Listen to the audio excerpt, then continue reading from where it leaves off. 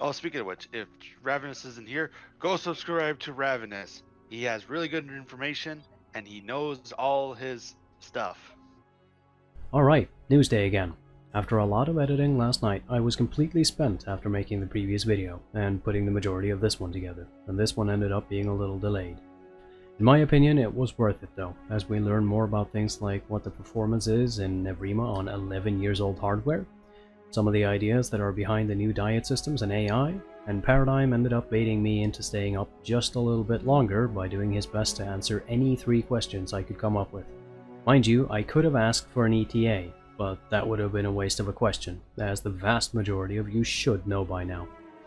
Let's get to it.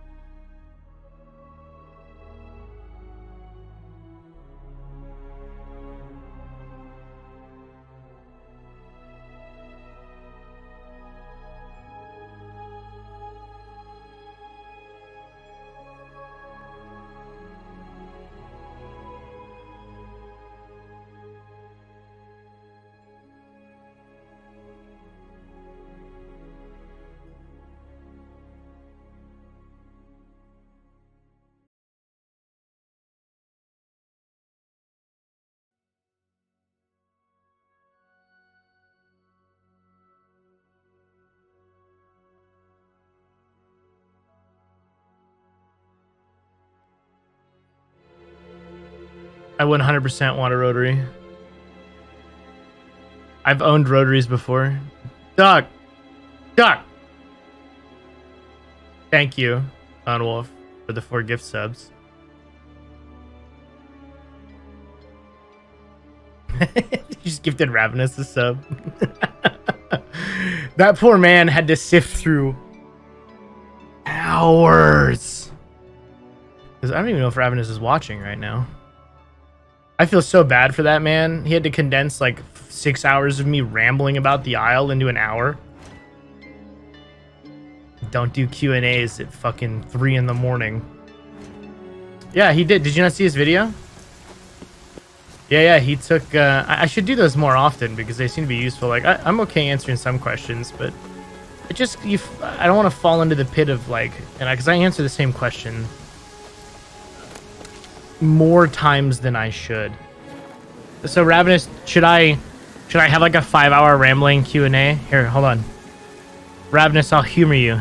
Before you go, you can ask me 3 questions. I don't promise you an answer to all 3 questions, but I'll do my best.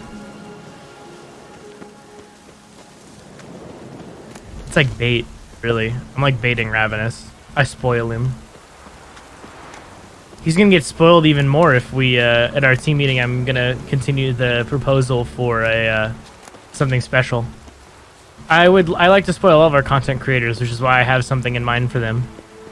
I've been here before. Oh, I didn't even look at that sword. Did he leave?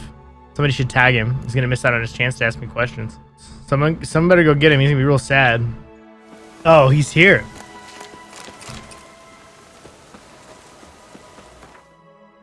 Three questions, Rav. I don't promise to give you an answer to all of them. So make them good, because I may not be able to answer them as the way in a way that you would like me to answer them, I should say.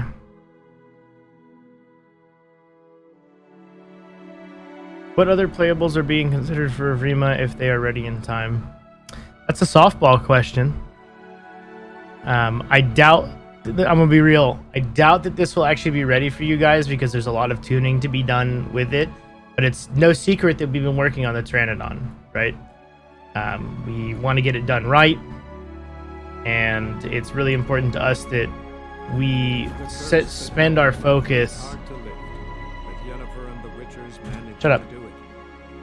That we spend our focus getting Utah and Tenanto done correctly.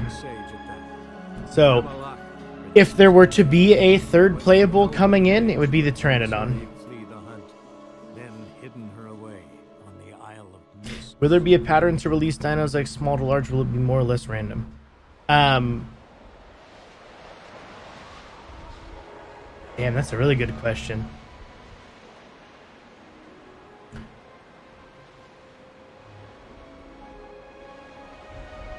I'm not sure that I really want to answer that one right now because I feel like I could pen myself into a corner here real easy. Okay, right now the Utah and Tenanto focus is one that Tenanto is new. Right, you guys haven't seen the Tenanto, so doing the Tenanto paired up with the Utah means they're both in a similar enough weight class, with the Tenanto being heavier, but for an Irby that's not a bad thing, with a pretty unique attack set. Means that it's a good thing to balance against with something that's kind of like old reliable. So I guess let me go back to 2. So if we were to put a third playable out, it'd be the Pteranodon, but I doubt it. So if we were to put a second one out, it would be Pteranodon, or a third one out, it'd be Pteranodon. As far as the timing of those, we haven't decided if we're going to do 2, 2, 2, and 2, right? As a continual push through the roster. It basically just comes down to, with how the framework is being built for both of those animals, it'll be easier for us to implement. And as far as the Deinosuchus being able to contest hyperendocrine animals, it's hard for me to say. That's more of a balance question, and I don't think you want to waste your third question on that, right? Because that kind of those kinds of things are like balance related, and that's always a moving target, a fine-tuned moving target. So the Dino is going to be a monster in its own right, but to compare it against the strains or something else, I don't know that that's a fair comparison. I don't think that's really the question that you're trying to ask. Since the hyperendocrine and the neuro strains aren't really meant to stand up to traditional animals, right? It's not meant to be a contest. It's I might get myself in trouble answering this question, actually, because I kind of want to go into this. So with those strains, right, and after some dinner time conversations with Don about the lore, and him, myself, and Punch Packet are going to sit down and have a much longer talk about this to make sure that we're all of our story beats are in the same route. But you have to think about those strains as, if you were to take and exemplify and make those animals as hyper lethal as you can, right? The sole objective with those animals is to make them as unsustainably lethal as possible, is probably the kindest way to say that. And Don might get on my case for using that terminology because he has some particular beats that he wants to cover with that. So don't cling too much to this answer here. But those animals, much like, yeah. Here's the thing that bugs me about JP is that I know too much about the Isle story, and a lot of people are going to be like, "Oh, it's super derivative," but it's not. But the Indominus Rex stuff in Jurassic World followed the logical progression of genetic engineering of animals like that. It's always, the military-industrial complex is a great target for story writing because they're always thirsty for the next hottest new thing. Which is not the intent of, AE's engineering purposes. That's not why AE got into the business, and I can't tell you anymore because Don will beat me with a shoe. Does that mean AE has its own PMC? AE has a subcontracted PMC whose name I cannot tell you, but I know the name of. And I cannot really tell you too much more. AE is... I've said this in the lore channel a few times about AE. AE is that kind of ubiquitous company in our world, right? AE is your, they own the companies that make the shampoo that you use. They produce the foodstuffs. They make medicine. They make engineered crops. They're everywhere, and you don't even realize it, but you're using their product. That's how ubiquitous AE is meant to be, in that world, anyways. So that's just something to keep in mind. Then you guys are really keen to draw parallels. I would say Procter & Gamble is a better parallel for a real-world parallel.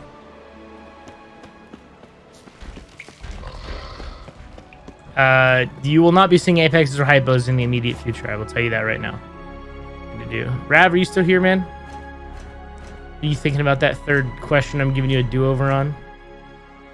Will we get a Paraskin for Mercs? Yeah, it'll be a DLC when we leave early access. That's a joke. We have no plans for DLCs right now. It's way too far away for us to be looking at that. Venom system classified. For Mercenaries, Don has stated they will likely start out with only a knife and a flashlight. He's also said that he likes the opening scene of Predators 2010 from Merc Spawn. Can you tell us how you're going to explain the starting gear being just about unarmed? I know he likes the Predator scene, and he made me watch the movie to get deep into it. We'll see if that survives first contact with our team. So I've said this a couple of times about Mercs. I have a lot of ideas, and we have a design document that already exists for the Mercs that hasn't gotten my pass on it or Brian's pass on it. So I'm going to do my pass. Brian's going to go over the gunplay stuff because him and I both feel very strongly about the firearm stuff. And insofar as the explanation, I'm gonna give you this real quick, Rev. They signed a contract. They're gonna have to fucking deal with it. One might even say 1,000 life contract.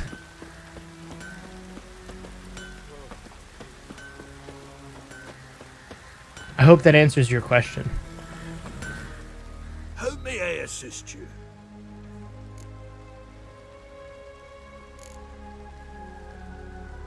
So they know about it already. Well, a while ago. Found these. So in my mind's eye, this has not had its pass, They are. right? Look at the markings. Authentic. How did you get them? Let me wait for the meet. Okay, they're not talking anymore.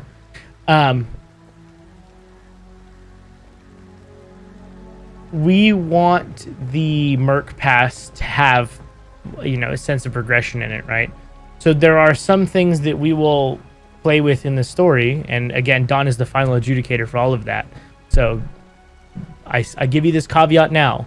While I am the most invested in the Mercs, at the end of the day, Don is the story lead. It's his story. It's his world I'm playing in. So, and I've been involved for a long time, and I maybe know 10%, you know, because Don likes to keep his stuff close to the chest. Probably maybe a little more than that, but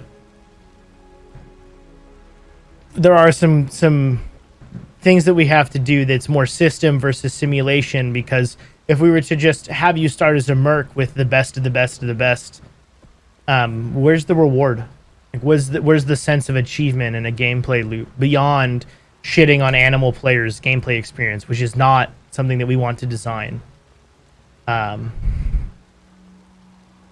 We don't want to.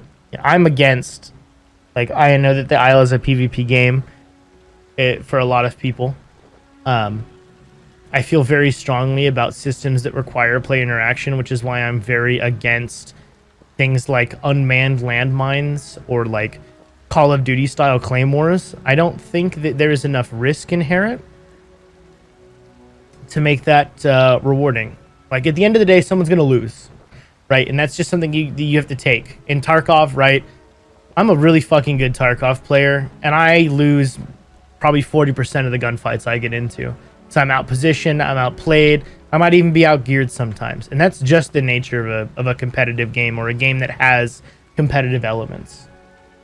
So these things fucking happen. And that's, you know, so taking an approach that takes some caveats so that there's a sense of reward for survival as a Merc player, you know, for attaining the gear that you need to play the way you want, because I'm a big believer in customization, right? If you look at the way Josh and I play Tarkov, for example, English, we play very differently. He's much slower than I am. I'm very aggressive. I'm a big believer that I would rather dictate the tempo of my engagement than allow somebody else to dictate the tempo of the engagement, even if I'm outnumbered 3-1. He's sore mentally. Stonewall. Be nice to Josh. So I would much rather see that we take the time to nail that right. I don't even have a face cam scene anymore, or I would go full face cam, so you're gonna have to just chop this one out. Who has better knowledge with guns IRL, you or Brian? I don't know that that's, I mean, like, practical application, probably me. Historically, probably Brian. Something tells me that I probably get out and train a little more than Brian does. But that's not really something that we, like, capture. And obviously you can tell I'm not doing a ton of cardio, because I'm still a thick Ukrainian boy, but I probably spend more time at the range than Brian does, or, you know, elsewhere. So I would think that I believe that Brian and I both have strengths here to bring to the table, both as you know, players of games. Yeah, Brian is a gunsmith, which is really hilarious to me. I want to get set up to do that. I want to get a lathe and start turning my own stuff. EVRIMA is better for FPS than the current Isle.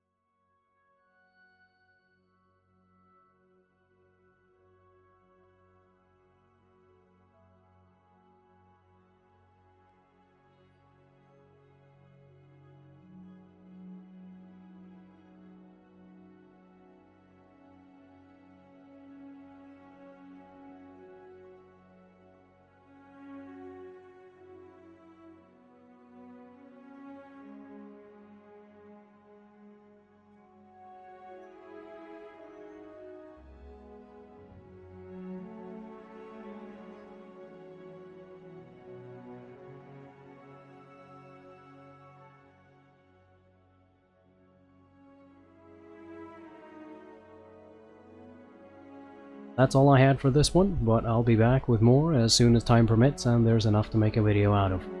Thank you, Paradigm, for letting me get those 4 questions answered, and thank you so much to my Patreons for supporting me as much as you guys do. Stay safe, and I'll see you in the next one.